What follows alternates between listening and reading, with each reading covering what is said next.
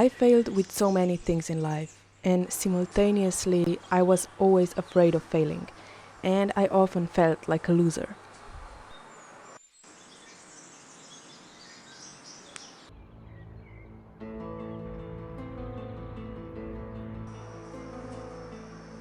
I took it personally. I thought I was not capable, not good enough, and yeah, like a loser. And it is a very uncomfortable emotion that often prevented me to try another thing and made my progress in life way slower. But what a ridiculous word is a loser. A fictitious label that describes someone like it would be a part of their identity, like that would be the ultimate identity trait of a person because the person failed at something, because the person is not good at something.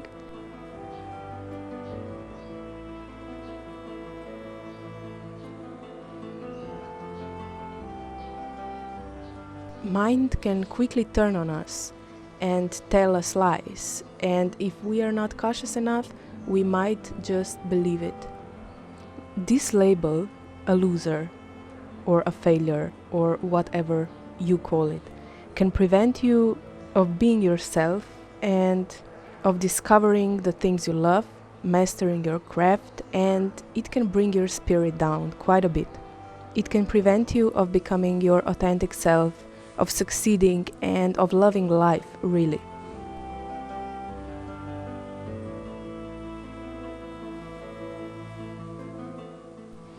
When I was younger, I tried to fit in, but also had a big dream of becoming successful artist or successful whoever. I thought that will make my life complete and that it will give my personality worth, that it will give me an identity, and I was so wrong. Because funny thing about worth is that it's actually a mind-made concept. We are all worthy, and my belief is that no one is worth more than other. We are all beings, creatures on this earth, and there are no price tags on us. So I don't know how this had become such a strong concept in our society. I'm not really sure where I heard this example, but I think it was in one of the Brené Brown talks. And the person was talking about how when we are babies, we are all precious, you know? You will never look at a baby and expect something from them. They are good just the way they are, and they do not have to achieve anything to be worthy. With years, we just grow up and we start to look at ourselves and people around us as someone who has to earn their worthiness with accomplishments.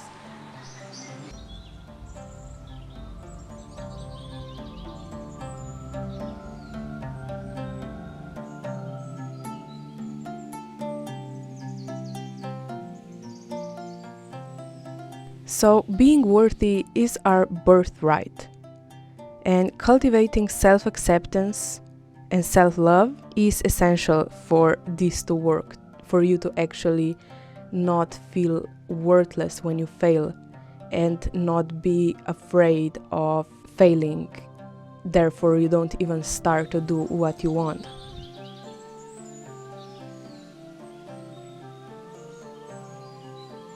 Some are good at school, some are rich, some are good looking by society standards, some are so artistically talented that everyone in school already is cheering them up, is looking them like some kind of kid prodigies. But those things, those traits will not give us satisfaction, at least not in the long run. They will not give us a permanent sense of worthiness or winning at all. Contradictory, they will make more pressure and higher our standards or other people's standards and expectations of us, and they will make us more miserable. So what really is the point to strive for those fake societal concepts that will make us worthy? That is really a dead end, if you ask me. Because school will end, and career will make us unhappy. Money can turn into debt really quickly, and with years, our societal beauty standards will fade. We will get wrinkles, we will get gray hair, our winnings will pass, and failures will become history. Because nothing is permanent, and those are all man-made concepts.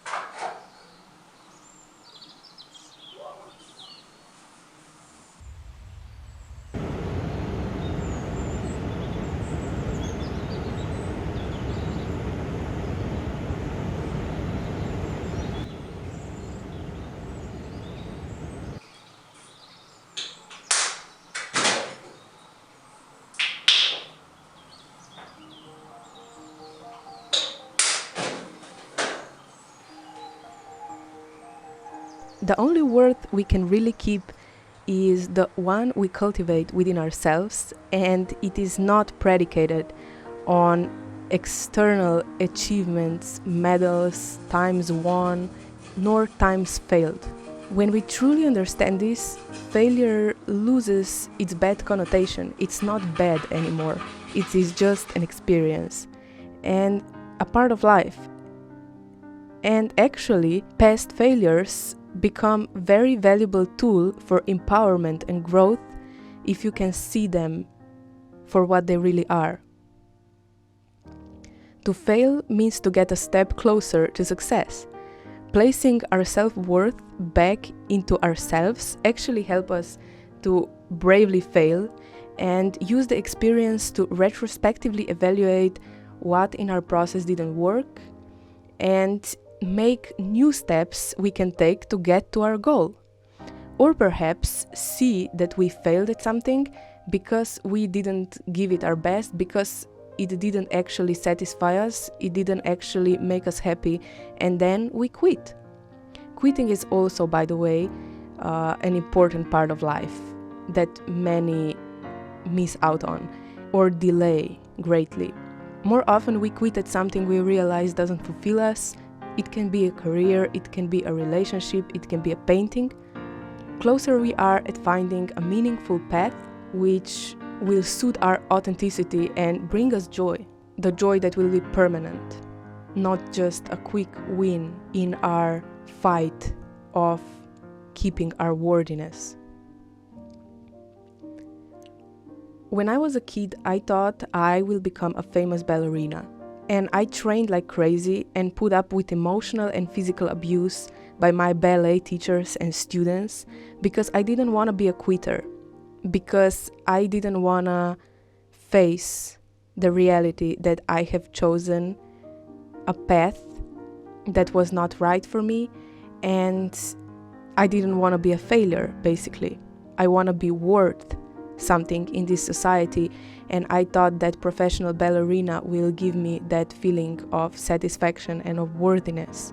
Eventually, I became wise enough and quit. Every year in school, since the first grade, I decided I will have the best grades and I will be the best students, and felt like a failure because I had troubles concentrating and always turned out to be a mediocre student at best.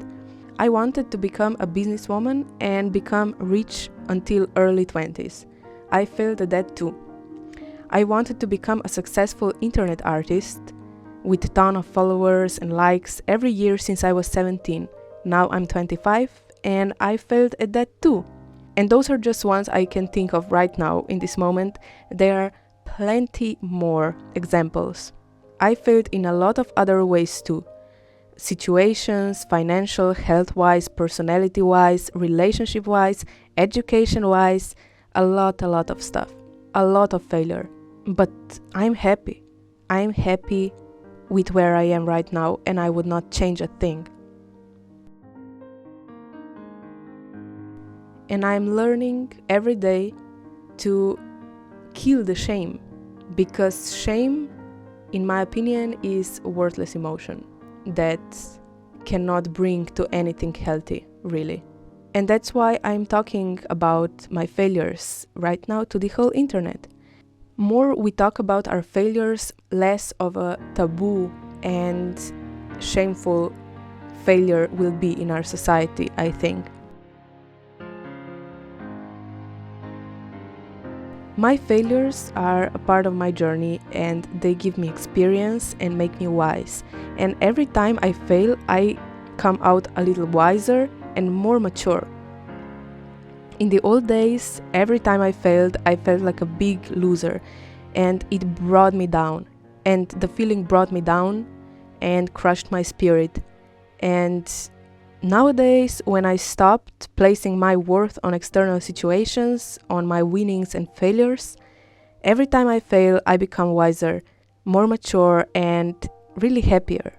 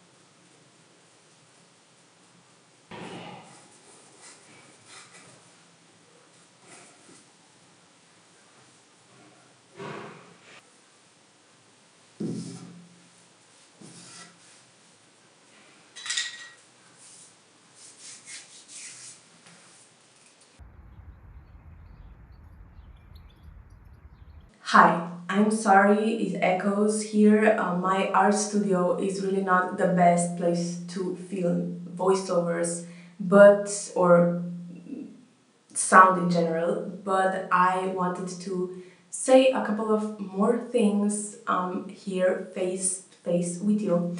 And one of them is that I have finished my duck paintings. It's called Bohemian Rhapsody. Oh my god. It's called Spring Rhapsody.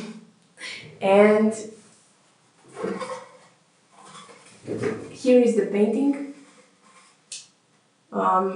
It's very cute and it has a cute backstory. Me and my brother were actually watching those ducks one day, and it was a beautiful day and it was a beautiful moment, and it inspired me to make this painting. And I will actually give this painting to him for his birthday. He doesn't watch my videos, so he will not know that, and it will be a surprise. But yeah, I'm not gonna be selling the painting,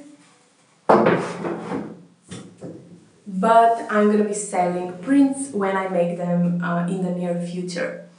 I have also finished my apple blossom study. I'm not completely satisfied with it, but you know, that's life.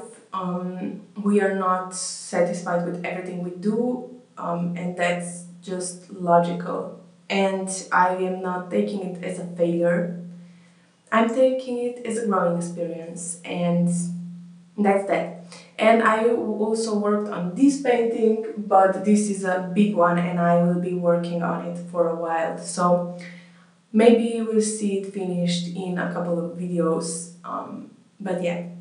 So what I wanted to say for the summary is that your failures do not define you, and they are not personal to you. They are not reflection of your personality, of your identity, or your worth. Absolutely not. They're necessary parts of our existence, necessary parts of our journey, because without failures we would not grow. And yeah, I don't know where this idea in our society came that failures are absolutely wrong and we should feel worthless or shameful about them, because they are completely normal, completely fine, and they're not really bad.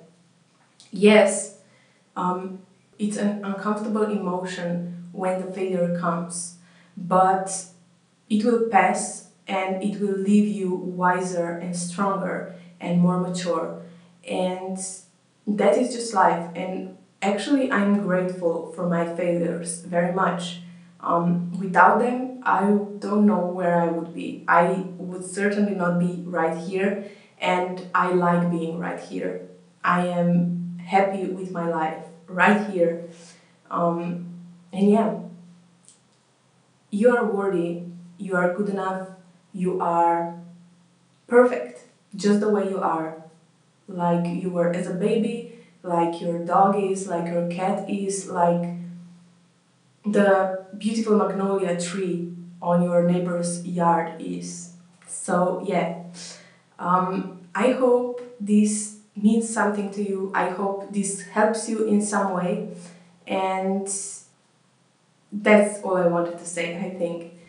Please subscribe and like this video, it helps my channel a lot. And you can also check out my Etsy shop where I sell my originals, prints and stickers. And I make everything and ship everything with my heart, so you can check it out. But if you can't, no worries. And you can also check out my Instagram where I post everything is going on live, so works in progress, studio, around studio things, and day-to-day working, my work, whatever. Yeah, you can check all those things out, and yeah, subscribe so you don't miss the next video that will be coming very soon. And I wish you a peaceful failing, lots of wins, lots of fails, and yeah, the life as a whole. Bye.